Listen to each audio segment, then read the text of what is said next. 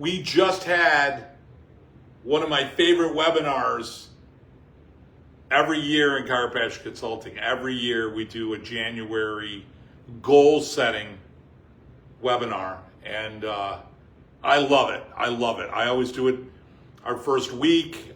We have a diamond member call, and we have a goal setting call for all our docs, and it's so powerful to reflect back on last year and to look at what was achieved as well as what we didn't achieve, what we wanted to happen. Sometimes my mother used to tell me, God smiles when you're making plans, right? So sometimes you think something's going to happen, right? And all of a sudden something else comes along the way. And I think we've all experienced that if you've been around for a while. But what I love about the webinar is, and we talk to a lot of the docs in the group, is get to hear from everybody. What went good last year? What didn't go good? What are you trying to achieve? Why are you trying to achieve it? I think that's important. Creating the must rather than I want. One of my takeaways many years ago was, when I look at my goals, the more value, the more purpose, the more mission I put on what I was trying to achieve, it became a must rather than a want. And if it became a must, you're more driven, I was using the example, if your child was running out on the road, running towards a road, 4-year-old running towards a road, and there's traffic, and you don't get to that child, they're going to die. You're not going to get up and go, I'm worried about my hair or my clothes or, what other people think of me, and I got one sneaker on, or what, your purpose in that moment, your mission in that moment. It's not I want to save my child. I have to, I must, on every level possible. It's my role, it's my responsibility, it's part of me, it's my love, it's my joy. That child is everything to me, so I would gladly give up my life for the life of my child, right? We all feel that way when it comes to our children. So it's so clear in that moment as to what needs to be done and why it needs to be done and the consequences of not doing it, right? And I look at, when I set goals, I try to look at them through that portal. I try to put them through that type of thought process. And therefore, it's something I must do, not I want to do. And once it becomes I must do, then when I say it's easier, nothing's easy, but it becomes easier because it's clearer.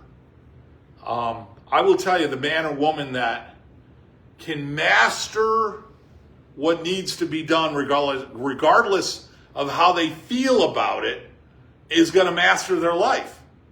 Getting up in the morning and not wanting to work out. I don't know that I've ever woken up and was woo, maybe when I was 21, but I'm in my 60s now. When I go to bed, I don't feel better in the morning. It's a whole new experience now. It takes me an hour before I start feeling good, So I don't get up in the morning going, oh man, I can't wait to go to the gym. That feeling is never entered my mind, but I must do it, when it comes to eating something, when it comes in the practice, to talk about them bringing in their daughter, to talk about them bringing in their spouse, that's a must for me. It wasn't I don't know if I feel like it. I don't know if they feel like it. Today's a good day, today's a bad day. No, they have to bring in their daughter. We insist on checking family members, right? So when you can get to a point in your life and, write that down in your goals where I'm going to do it because it's the right thing to do. How I feel about it is insignificant. How you feel about it is meaningless. It has no bearing on whether it needs to be done or not. I think as a parent, maybe it's easier to understand that, right? But, for the things you do for your family. So But if you look at your practice members as family, why wouldn't you go all the way for them? You know, she may not be my grandmother, but she's somebody's grandmother, you know, and they love and admire and live for her smile or for her presence in every way that you do with your grandmother or your mother or your father or your brother or sister, aunt or uncle or boss or coworker or whatever. Like, they may not be the world, if you will, to everyone in that moment, but they're the world to somebody. They deserve, in my view, they deserve that respect and meaning and significance. And that when I look at it that way, then it becomes a must. I'm not talking to them because I want to, or I want to see more people, which I do, or, you know, serve more people, which I do, or, you know, be more successful financially, which I do. But it's not that. It's a must to having to talk to them because I want the best for them, because I love them just like I love a family member. They are my family. They're people I care about. They're people that deserve that at the very least, for you to share with them what chiropractic is, what the adjustment is, how important and significant the adjustment is to be applied to them now and in the future and for the rest of their life. Why everybody needs to be adjusted on planet Earth, how their life's going to be better on planet Earth. Like, there's a lot of other things out there in healthcare, and I think as a chiropractor, especially some of the young docs, I think there's so much more that is, I say it out of love and respect, maybe distracting to the purpose or the principle of chiropractic. You know, I don't know where I would be if I was brought up in today's world. You know, it was simpler when I went. You know, I'm on a phone talking to the world right now. I didn't have a phone.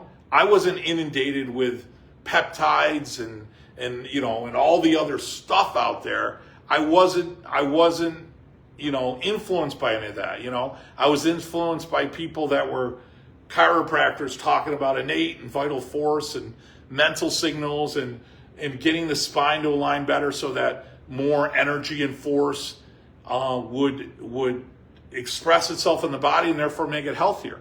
So whether you want to talk about it from a metaphysical standpoint, whether you want to have a conversation with me about an adaptive response and sympathetic and parasympathetic and how the body's able to adapt, like Fred Barge does, one cause, one cure. You know, if you want to talk about clinically, like, you know, there's no health to crooked, you know.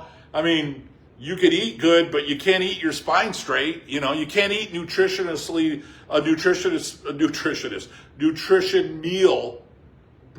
meal to get your spine straight.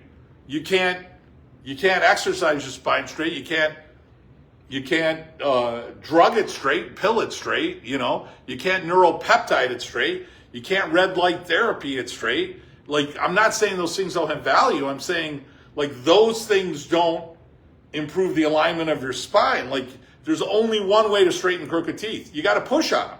You know, yes, in the world of 2026, with all the technology, you have to put braces on your teeth in order to make them straighter.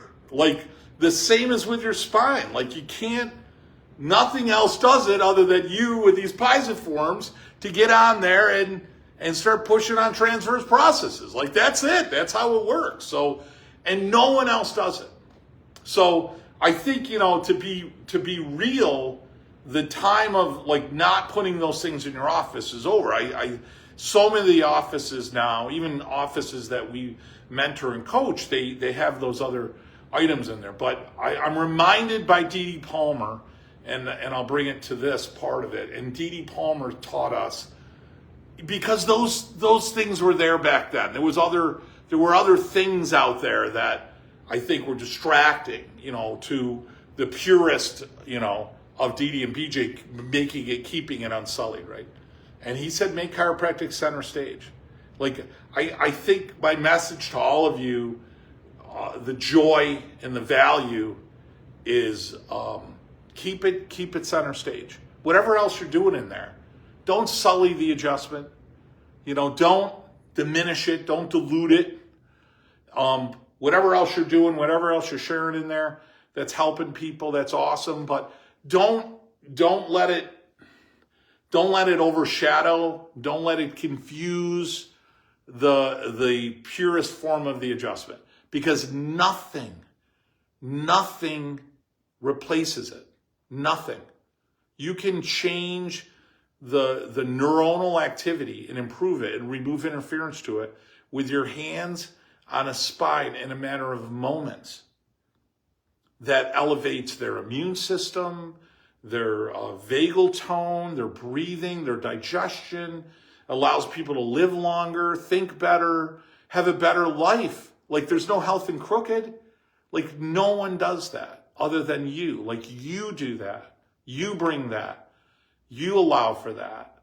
That's what your adjustment does. That's what your thoughts do. That's what your table talk does, and your checkup does, and your evaluation, and your group talks or one-on-one talks, and your moment and your presence to be with people. Like, that's the power, that's the ability, that's the influence that you have as a chiropractor that nobody else does and nobody else has. I look at where chiropractic is today in 2026, and it isn't here because of us. We can think it, we can say it, but we have been, and I say this out of love to all of us, we have been our worst enemy. I mean, we have not done chiropractic the service that it deserves. The only reason we're here is because of what chiropractic is and what it does. Like, what it does is, it can't be argued. Somebody comes in the office and feels lousy, and you adjust them and they get off the table. They're like, wow, I can't believe how much better I feel. Or, I've had children, and I don't mean to say this, that you haven't had the same thing. Like, I had a mother come in and she said, my son is nonverbal. And I adjusted that little boy, and he got off the table and literally had a sentence that he said to his mother. And he's 6 years old and he's never spoken a word. She freaks out. I'm thinking nonverbal means like, well, okay, you're not talking well. I didn't know that she meant in nonverbal, like he's never spoken a word vocalized a syllable. I didn't know that. Like, I just, like so many other great coaches and mentors, like Tony Ebel talks about working on kids all the time. He always wears the expect miracles, right? Like, I just expect everybody to get better. They do, right? But I adjust this little boy. The mother says, how's he doing? And Zachary says, oh my God, Mom, that wasn't that bad. And she freaks out, starts crying. Oh my God. She calls her husband, who at the time was in Iraq fighting in the war. And, so I had a woman that she would have 3 to 4 grand mal seizures a day. Cheryl Ann. And I adjusted her for a couple of months. She was fully disabled, fully incapacitated, under the care of her mom and dad. Her mother had multiple sclerosis in a wheelchair, who I ended up getting the whole family in, who, by the way, was still wheelchair bound, but wasn't disabled to the degree after a few months of care that no one said go to a chiropractor, right? So I start just Cheryl Ann. She stops having seizures, moves to North Carolina, has a life, gets married, has children, right? Lives a normal life because of the adjustment, because of chiropractic, because of what you can do. Like, nothing does that. It doesn't mean the other things don't have value. No one does it. Nothing else does that other than you. That's what you have in your hands. That's what was been bestowed to us from Dee Dee Palmer. We still have that. And we're here because of that. We've survived because of the value of chiropractic, because of the power in the adjustment. That's the only reason we survived. We certainly haven't done it because we've made a muck of us. Half of us can't talk to each other. Half of us can't have a conversation in the same room. There's too much negativity, too much separation, too much, anger towards each other. When in the end, we stand tall today because of what chiropractic is, what Dee Dee discovered. And I think this year, let's be bolder this year. Let's be bolder chiropractically, right? Let's be bolder. Let's talk with conviction and certainty. Let's bring every man, woman, and child in your office to get adjusted. Let's do that together. Let's bring that together. Listen, I would love for you to be part of Chiropassion if I resonate with you. There's some other really great mentors and coaches out there. I am certainly not the only one. And my advice to you this year, get with somebody, get with a group of doctors that are going to lift you up and elevate you and bring certainty and clarity to you and make you fall in love with chiropractic all over again and make chiropractic center stage. And if you do that, this year will be the best year you've ever had in your life. It'll be the best year because in the end, that's all I want for you. Joe Borio only wants the best for you. I want you to have the best year. I want you to love chiropractic. I want you to love the practice of it. I want you to love to talk about it. I want you to see more kids and more families and more moms and dads and grandpa and grandpas. Like, that's all I want for you. And that's all I do every day. Every single day I talk to chiropractors literally all over the world.